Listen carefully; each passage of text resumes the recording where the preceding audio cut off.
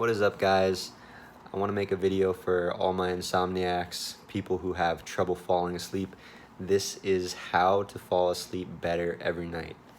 Now, it doesn't work instantly, it might, but this is I'm going to give you 4 tips that if you apply every night before bed, it will help you to fall asleep much faster and have a much more restful sleep.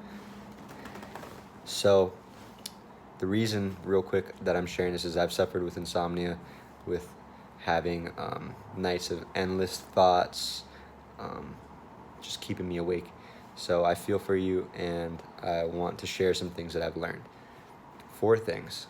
The first one is that you need to get on a regular sleeping schedule. So if you go to bed at 9, that's when you go to bed. Not 9 one night, 4 a.m. the next night, 3 a.m. the next night.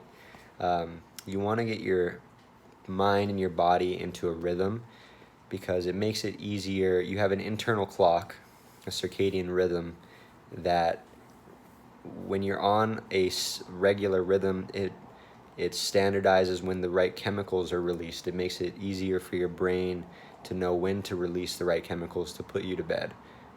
But if you're always keeping it guessing, it doesn't really know when to make the right chemicals to help you fall asleep. So most important is to get on a regular sleeping schedule. The second tip also has to do with your circadian rhythm and the gland that is mostly responsible for it. A lot of people have heard of the pineal gland as the third eye, and we're not going to get into all that, but it does produce serotonin when you see light, and it produces melatonin when you're in darkness. Now that in caveman days corresponded to the sun coming up and going down. And those 2 chemicals also correspond to being awake, and melatonin puts you to sleep.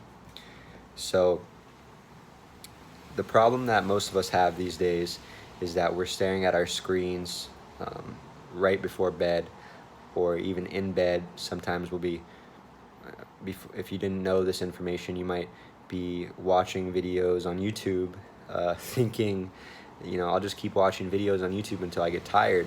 But actually, screen light from a phone or from a laptop or a TV, it stimulates the pineal gland in the same way that the sunlight does, and it prevents it from releasing melatonin, and therefore, you're tricking your brain into thinking that it's still daytime, and it makes it a lot harder to fall asleep.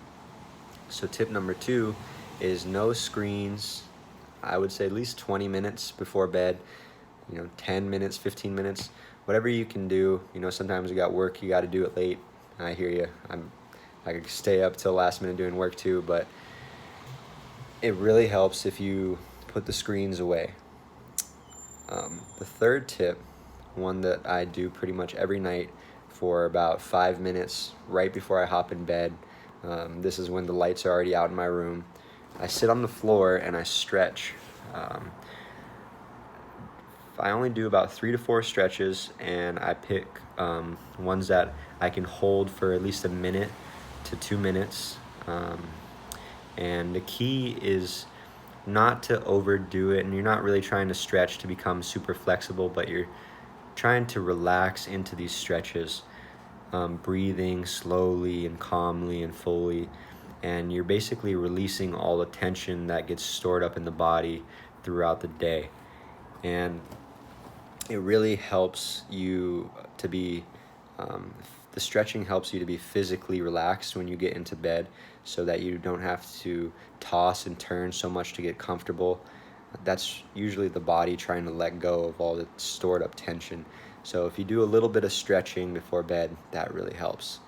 Now, if you've done all that, and for some reason you got a lot of energy that night and you need to go to bed soon, maybe it's a full moon or you got a lot on your mind, the 4th thing that you can do is read.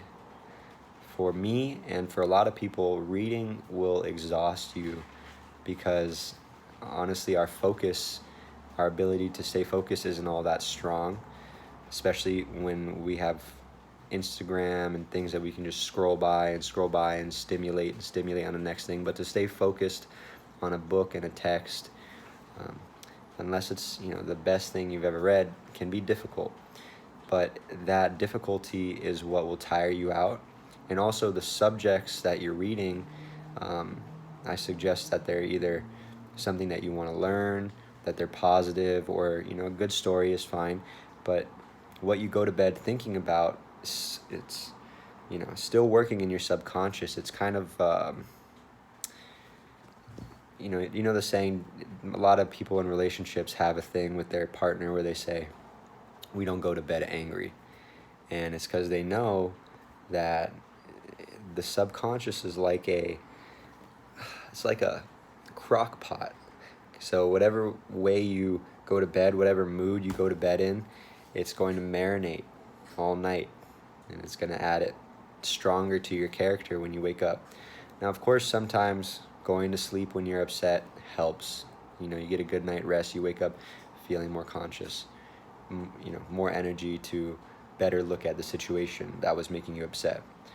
But there is truth to the way you go to bed is the way you wake up. So I always try to go to bed grateful. Usually when I'm doing my stretching, I will do a little prayer or just list the things that I'm grateful for. And but it's the reading. So that's the 4 tips. Get on a regular schedule. Stay away from the screens for a little bit before bed. Stretch to get the tension out of the body. And if you need it, if you're still really wired, spend that 20 minutes that you're not looking at your phone reading a book. Read something positive that's going to put you in a good state for sleep. Those really helped me. I sleep like a baby now. And I hope that if you are suffering with insomnia, that these tips help you. And I'm really looking forward to sharing more information that I've learned that helped me in my life with the vast majority here online. So if you like this, hit the like button. You can subscribe. You already know all that. My name is Daniel. Peace out.